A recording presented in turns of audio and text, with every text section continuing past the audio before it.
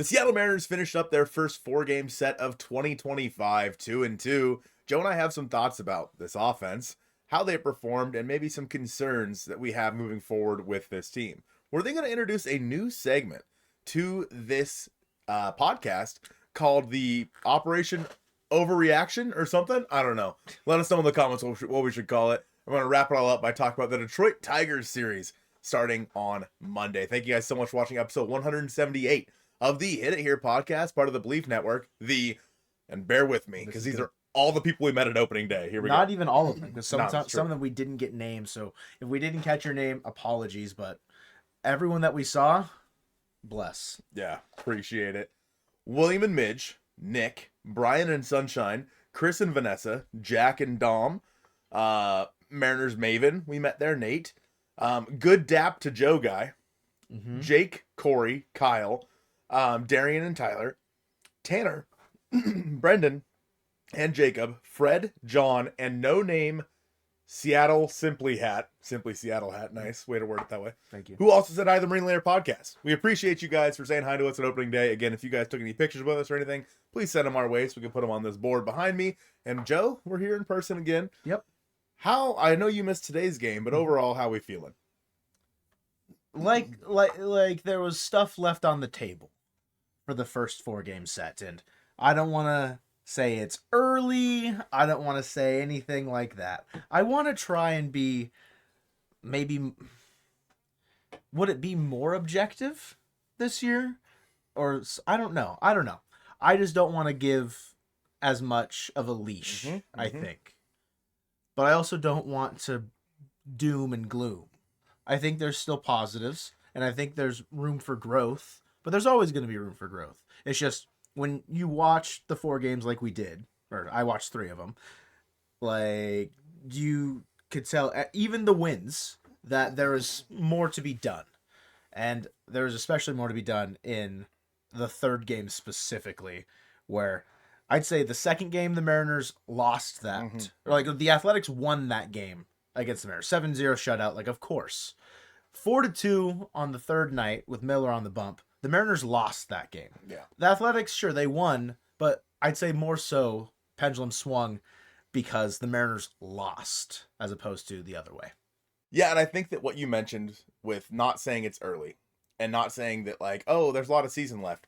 That's how you have to look at this team this year. After missing out on the playoffs by 1 game for the last 2 years, you can't, we as a fan base cannot keep giving them the benefit of the doubt, like, oh, there's so much season left. If it comes the end of the year and they lose and they miss the playoffs by a game, you can point to the 4-2 game that the Mariners lost, where, I mean, we saw Colin Snyder trying to catch a pop-up for some reason. I don't know what the hell he was doing. Just some miscues as well. Like, obviously the contact play that you hate. I hate the contact play so much. Yeah. Randy obviously lined into a double play, which was rough.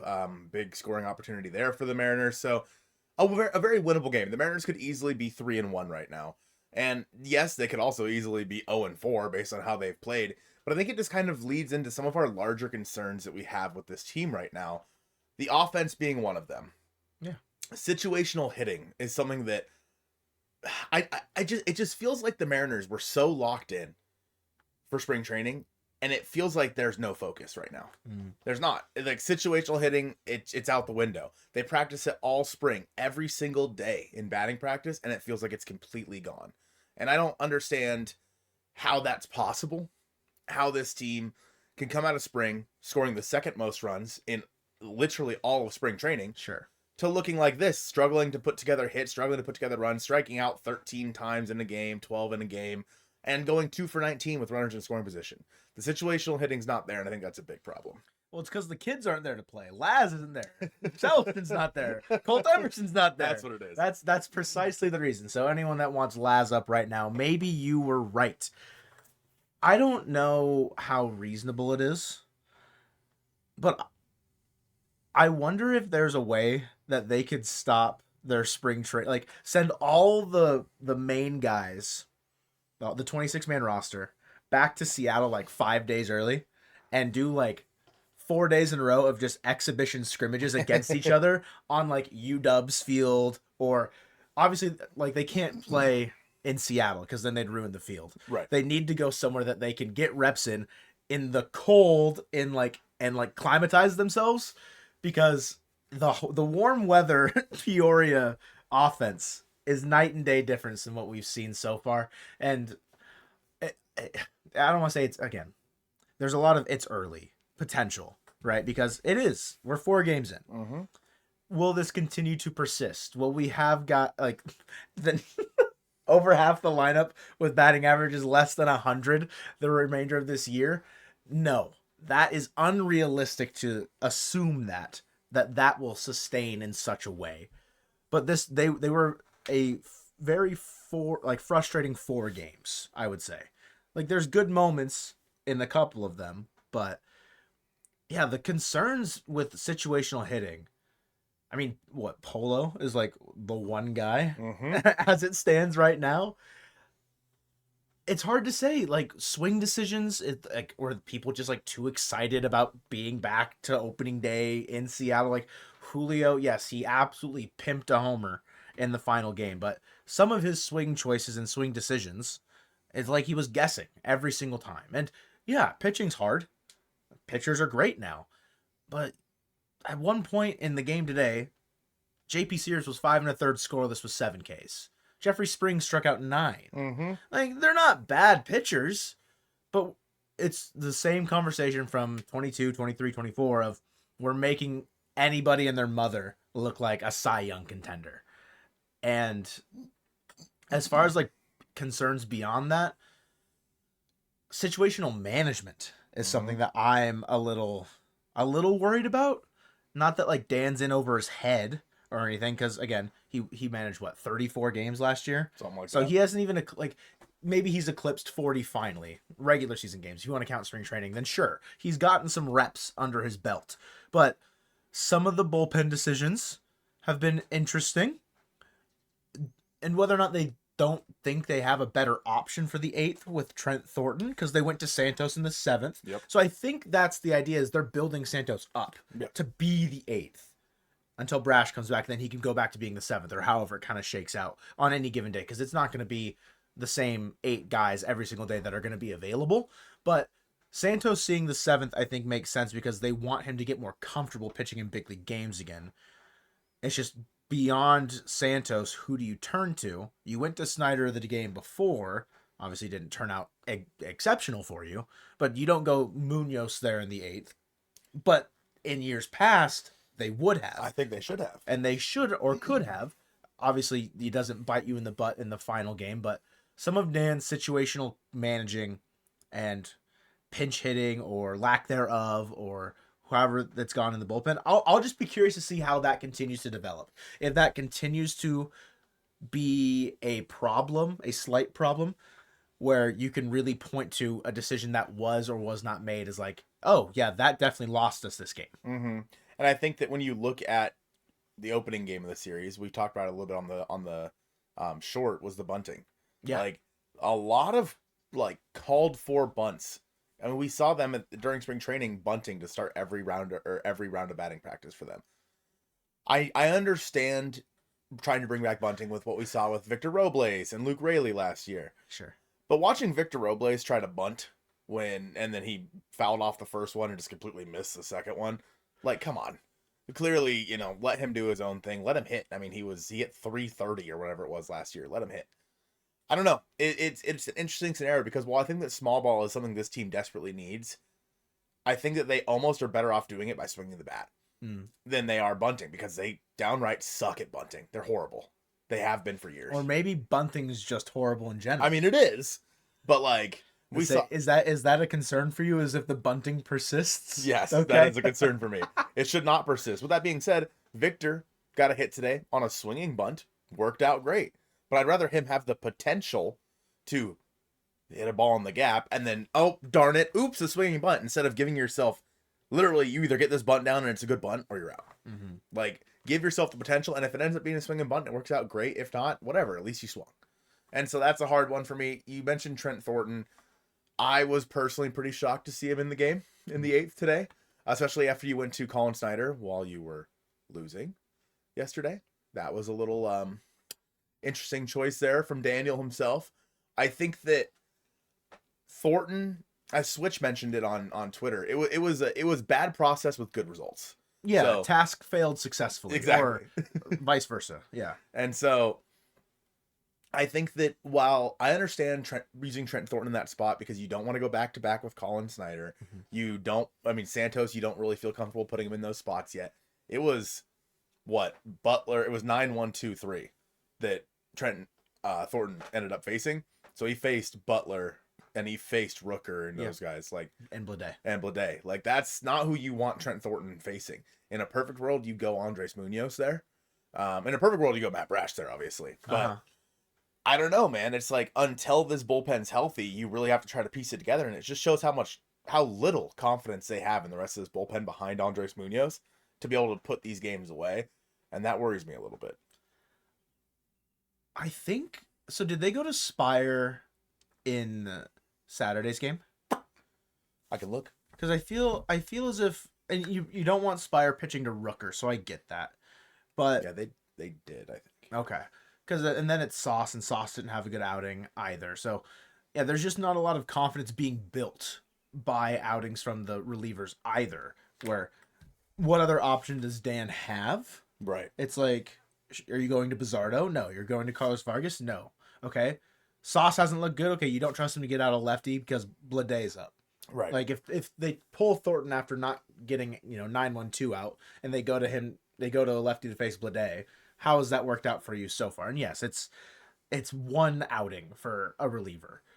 Is that the end all be all for, Sauce and his, 9 or 17 ERA, whichever one, because there's a reliever on the team right now that has an ERA that's like over 16, I think, if I remember correctly, but I could be very wrong unless that's changed. But yeah, the bullpen management, I mean, it'll get better once guys get healthy. Right.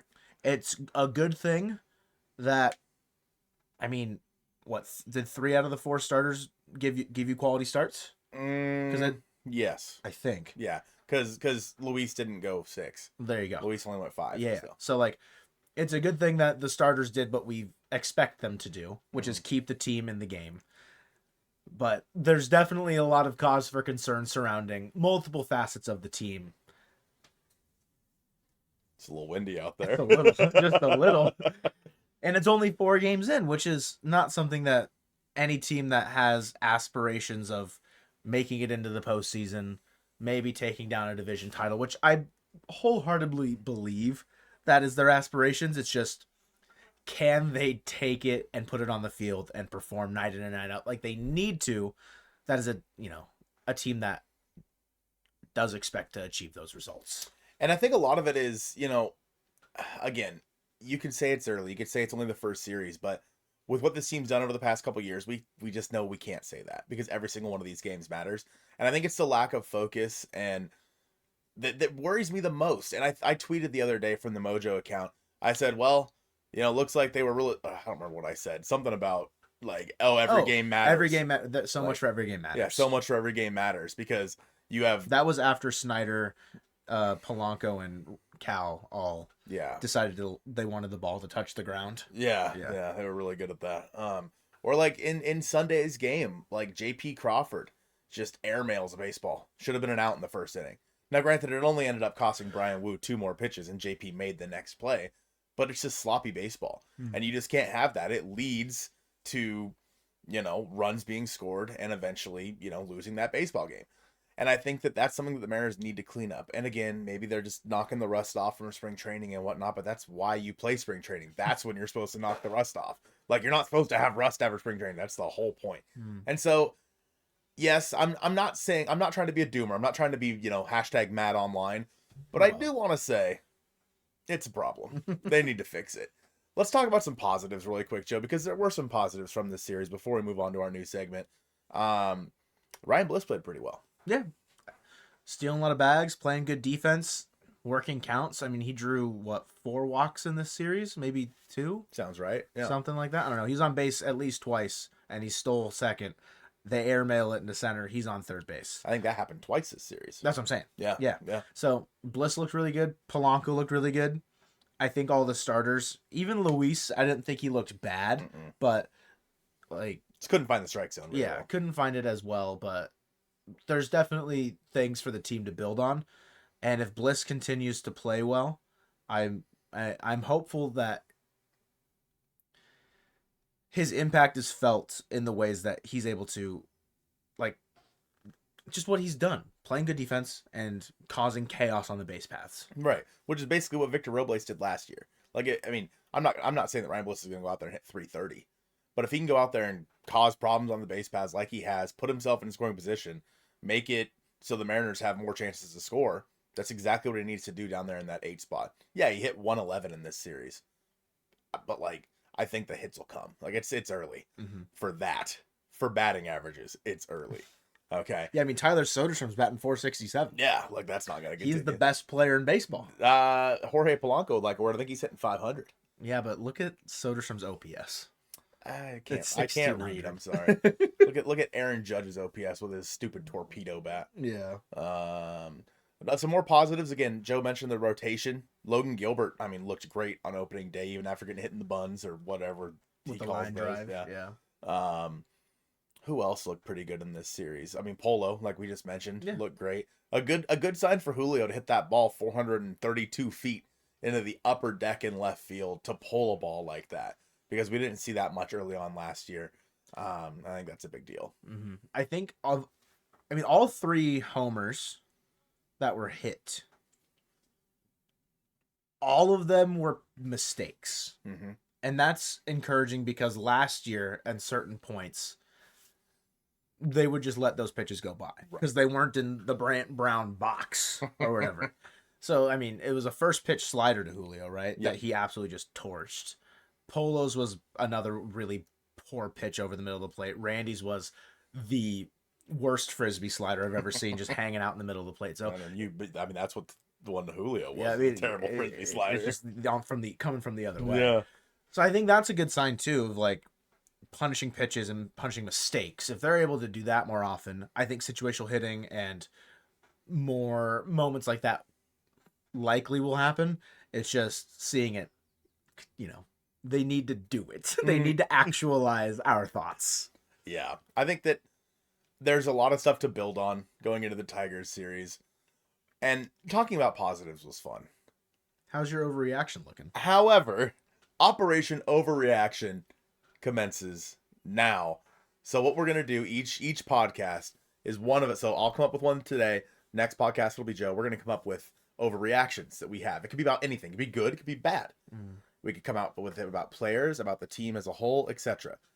Mine, Joe, because then we're going to talk about it, is that Donovan Solano is worse than Tommy La Stella. Come on. That's ridiculous. All the hate that Tommy La Stella got, he struck out in 21 at-bats, struck out one more time than Donovan Solano struck out already. And like how many at-bats? He had played in 21 plate appearances. I'm talking about Solano. What, 7 at-bats? Yeah, like 7. He struck out four times. Tommy La Stella struck out 5. Tommy La Stella had a hit. Yeah. Donovan Solano doesn't. Just give it another week. Well, then he'll have way more at-bats than Tommy La Stella ever did. And whose fault is that? The Mariners' ownership. They should have kept Tommy La Stella. Do you think Tommy La Stella would have been able to produce better than what you've seen out of Donovan Solano so far? I've seen nothing out of Donovan Solano, so yes. Yeah, I mean, 0 for 7, I think, or maybe 0 for 6. I actually don't know. For a guy that is supposed to not strike out, I'm not impressed at all. I'm not impressed by his abilities so far. His contact abilities, no, not at all. Yeah, I mean, I made some off-season bets about his batting average, I think, or his strikeouts, and I'm not looking particularly very. It's not looking good. No, me. It's not. But if he continues to be as bad, even worse than Tommy La Stella, he won't be with the team and long enough to make those numbers matter. Yeah, I mean, that's a pretty bad overreaction. I think, given the track record, Solano has a lot longer of a leash than La Stella ever would have had. You know what I mean? I think you underestimate how good of a player Tommy La Stella was. He had one good year. I disagree. La Stella, he wasn't good. He was only good for the 1 year with the Angels. Solano's been a strong side platoon, consistent 280 hitter for 4 years running, with 300 to 400 at-bats every single year. If La Stella he popped 1 year, made an all-star, and then I mean, truth be told, I don't know much about Listella's career, mainly because I don't need to, because he's bad. So bad that he only was able to accrue 21 plate appearances, you said? Mm-hmm. There are 24 plate appearances, 21 at-bats. 21 at-bats. I mean, you better tell me something fierce about Tommy LaStella right now. Okay. To be defending him so hard. 2018 in 123 games with the Chicago Cubs, he hit 266, 340, 331. Okay, so not a whole lot of slug there, but Donovan Solano doesn't hit a lot of slug either. 2019 that you mentioned, the year that he made the All-Star team with a 118 OPS plus, by the way. Uh-huh. He hit 295, 346, 386 with an 832 OPS plus. Yeah. Or I'm sorry, OPS. Uh-huh. 2020, obviously shortened season, but still hit 281, 370, 449 with an 819, a 126. How many at-bats and or plate appearances in 2020 for Tommy LaStella? 117. Okay. So that's decent. in 2021, 242 plate appearances for me at 250, 308, 405. And in 2022, I mean, this is his last year with the Giants. Obviously, he ended up getting hurt in that year. He hit 239, 282, 350. Okay. I mean, I'm not that impressed. It's better than I would have expected, but I'm not impressed. I'd say Solano's still a better player with a better track record. Interesting. But if Solano is, 0 for 21 with 14 strikeouts, yeah, there's going to be a real big problem. That's a big issue for a team that signed him to be your Justin Turner type replacement for a veteran contact first, going to put the ball in play type player. And he's the only person that really hasn't so far. Mm-hmm. I get your overreaction. I do. I just don't think Tommy LaStella should have been, I guess, like the control group for your overreaction, if that makes sense. I tried to pick the most hated player over the past few years. Yeah. That'd be Tommy LaStella, and he was better than Donovan Solano. Well, he was better than Donovan Solano by what metric? In the first 4 games as a Mariner. And okay, so give Solano 14 more at bats and we can talk. Okay. 14 more at bats. We'll have this conversation. We'll have this conversation again. And that concludes Operation Overreaction, Episode 1. Moving on now, Joseph, we have a Detroit Tigers series to talk about. And I'm going to talk about it so you can clear your throat. Emerson Hancock taking the bump in Game 1 on Monday night, opposite Jackson Jobe. Fun one. 2 pretty exciting young arms in the American League right there. Jackson Jobe more so than Hancock. Yeah. I'll be curious to see how Hancock fares. The Tigers started the season in a rough spot in Los Angeles, going up against the... Owned. Yeah, they got owned, Ben. Suck it, Ben. Yeah, idiot. They're 0-3, but of course they're playing the reigning world champion Los Angeles Dodgers. I think most teams would go 0-3 in Los Angeles. That's going to be a pretty consistent thing for them. But the Tigers, they're a young, exciting team, have some potential, some promise. Obviously, they were everyone's darling team in 2024. Game 1, you need Hancock to just not blow up. Yeah. You need him to... I mean, it's the standard Marco 5 innings, maybe stretch it into 6, 3 to 4 runs, and you're hoping Jackson Jobe, the lights are too bright kind of a situation. I don't think the Tigers are an overwhelming force. Yeah, there's guys on the team, Riley Green, Kerry Carpenter. Is Carpenter even started? Is he playing? He might be hurt. I don't know. We need to figure that out. I can look to see how the Tigers are doing. But overall, the thing that you need to worry about is if the offense is going to look as poor against the Athletics. The Tigers, I think, are a deeper team in regards to pitching pretty safely. They have the American League Cy Young. Jackson Jobe is a very highly touted pitching prospect. There's a lot of arms in the pen that worked really well for the Tigers last year. Tyler Holton, Jason Foley. I don't know if Will Vest is still there, but he might be. This is going to be a tougher team to face, I think, than the Athletics for 3 games. I would not be shocked if the Mariners come out of this 3-game series 1-2. I think they win Game 2 pretty safely. But yeah, I agree. Emerson Hancock, that's a rough one to have to start the series with. You mentioned Kerry Carpenter is healthy. He is in there. Torkelson's off to a good start this year as well. Zach McKinstry in there. Manuel Margot, who they just signed like the other day after he was released by the Marlins, I think. It sounds right. Yeah, an interesting team for sure. That the Tigers are, like you said, off to a rough start because they had to play the best team in Dodgers. baseball. Yeah, Like, woe was you, yeah. Tigers. Come on, Detroit. But yeah, I think that overall, when you look at this team, you're gonna miss Jack Flaherty, which is good. He pitched really well too. He did. And I think that when you look at game 2, Joe, Logan Gilbert, obviously coming off of his first opening day start, pretty sparkling opening day start, against Casey Mize, who has definitely dealt with some injury history, but was once the, I think, top-rated pitching prospect in all of baseball. Sounds Casey Mize right. was. I hope that the Mariners in the first game are willing to take their walks because Job can't always find the strike zone. I honestly think there should be more of the same in game 2. Like you mentioned, game 2 is the one that you're looking at as, if you lose this series, you're at least getting one game, and it's that second game where Gilbert is up against Casey Mize. Gilbert got no decision, unfortunately, on opening day, just because the offense wasn't awake. But yeah, like you said, it was a solo shot from Soderstrom, and he struck out 8. Gilbert looked really, really good. Give up 2 hits.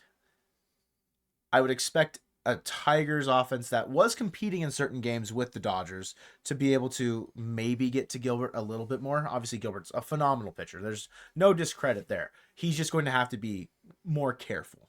And I don't know exact numbers, but going into this Athletic series, Rooker, the Athletics' best hitter, always struggled to hit Gilbert. I'll be curious if there's certain matchups, like if Riley Green has seen Gilbert really well or Kerry Carpenter's seen Gilbert really well. But game 2, like you mentioned, if you're able to run the bullpen a little bit more thin in that first game with Job, and you're able to only have him, say, go 4 innings, I think you can do roughly the same thing with Casey Mize. Yeah. Granted, there's some long arms out of the pen for the Tigers that have definitely given the Mariners some trouble in the past. I think Brant Herter's the lefty from last year that he went probably 4 scoreless after they had an opener. He did it twice to the Mariners last year. But yeah, I mean, Bo Brisky's really good. Tyler, like I mentioned, Tyler Holton is Canley's new to the Tigers this year. So there's definitely some arms, and if you get one of them out early, they also have Kenta Maeda in the pen. That's not a good thing necessarily for them, but maybe they won't burn through the bullpen as much as we're kind of anticipating or hoping them to. But ultimately, I don't think it'll matter a ton going into the final game on Wednesday because they've got Skubal on the bump. Yeah. Before we get into that, let's just talk about some numbers versus Logan Gilbert here really quick. The most at-bats against him is Gleyber Torres with 13. Is he going to be playing, though? Great question. Yeah, he's hitting 308. He hit 308 okay. in those 13 because I think he left the game on Friday. And I don't remember if he was like a rolled ankle or something, but he didn't play in Saturday's game, I don't think. Oh, okay. Gotcha. Manuel Margot is the only one in this lineup that has a home run off Logan Gilbert. Okay. And 9 ABs. It might have been he has 4 RBIs. It might have been a grand slam. A little grand slam on me. But yeah, going into game 3, Luis Castillo, who probably had the worst start of, the only one that wasn't a quality start, going up against the reigning Cy Young Award winner in Tarek Skubal. Now, do not let Tarek Skubal's 7.2 ERA fool you, because obviously he's one of the best in the game. We're going to this game.